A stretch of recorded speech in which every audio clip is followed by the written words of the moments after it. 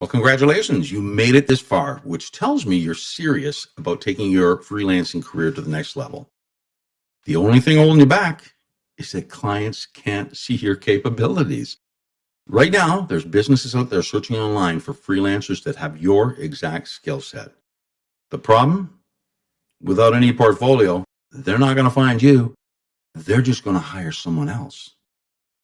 Crafting your winning ePortfolio gives you everything you need to build a professional, polished, and market-ready portfolio right from scratch. With 10 step-by-step guidance, you'll build an effective and engaging ePortfolio that will lead to better opportunities, higher rates, and a lot less stress. You see, the truth is that businesses out there, they need what you offer, but it's up to you to prove to them that you're the right choice.